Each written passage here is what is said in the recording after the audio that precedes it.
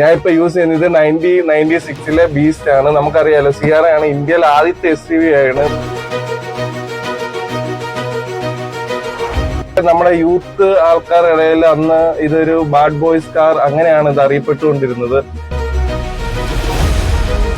എന്നും അറ്റ്ലീസ്റ്റ് ഒരു മിനിമം ഒരു 30 അല്ലെങ്കിൽ ഒരു 50 കിലോമീറ്റർ ഞാൻ ഇത് ഡ്രൈവ് ചെയ്യാറുണ്ട്. എനിക്ക് ഇതുവരെയായിട്ടും ഒരു പ്രോബ്ലം വന്നിട്ടില്ല. ഇപ്പൊ മൈലേജിന്റെ കാര്യമാണെങ്കിൽ പോലും എനിക്ക് നല്ലൊരു 18 അതിന് മണ്ടേ മൈലേജ് കിട്ടുന്നുണ്ട്. ഇപ്പൊ ഓർക്കണത് 96 മോഡൽ വണ്ടിയാണ്.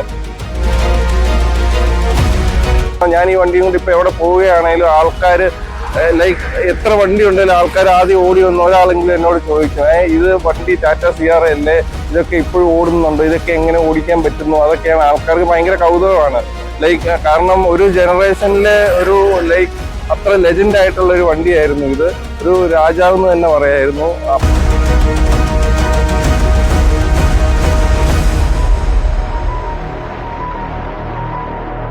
ഇപ്പൊ ഇത് ചുമ്മാ വീടിന്റെ ഫ്രണ്ട് ഇടുമ്പോ തന്നെ അവിടെ ഒരു ലൈക്ക് ഒരു പണ്ടത്തെ തറവാട്ടിൽ ആനകളുണ്ടല്ലോ വീടിന്റെ തറവാടിന്റെ ഫ്രണ്ട്, അതേ ഫീല് തന്നെയാണ് എനിക്ക്. ഞാൻ ലൈക്ക് മിക്കപ്പോ ഓഫ് റോഡ് നമ്മുടെ ഫ്രണ്ട്സിന്റെ വണ്ടികൾ ഇഷ്ടം പോലെ കാണും. അവരുടെ ഈവൻ 2010 മോഡൽ വണ്ടിയുണ്ട്, 2020 മോഡലുണ്ട്, 2025 മോഡൽ വണ്ടി വരെയുണ്ട്. അപ്പം നമ്മൾ ലൈക്ക് ഈ ഓഫ് റോഡ് പോകുന്ന സമയത്താണെങ്കിലും എല്ലാ വണ്ടികളെക്കാളും ഒരു പിടി മുന്നിലാണ് ഈ സിയാറ തരുന്ന ലൈക്ക് സിയാറയുടെ പെർഫോമൻസ് എന്ന് പറഞ്ഞാൽ അത് ഒരിക്കലും നമ്മളെ നിരാശപ്പെടുത്തിയിട്ടില്ല.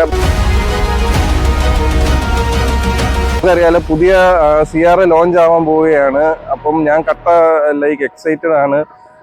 ഇപ്പൊ 96 മോഡൽ ഈ സിയാറ അന്നും ഇന്നും റോഡിൽ ഉണ്ടാക്കിയ ഒരു തരംഗം ഉണ്ടല്ലോ, അത് ലൈക്ക് ഇപ്പൊ പുതിയ സിയാറയുടെ പുതിയ ടെക്നോളജി, പുതിയ സ്പെസിഫിക്കേഷൻസ് ഒക്കെ ആയിട്ട് ഇറങ്ങുന്ന പുതിയ സിയാറ അപ്പൊ എത്രത്തോളം തരംഗം ഉണ്ടാക്കുമെന്ന് കാത്തിരിക്കുകയാണ്.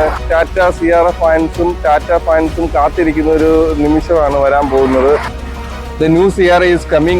The beast returns. ഞങ്ങളെല്ലാം കട്ട വെയിറ്റിംഗിലാണ്.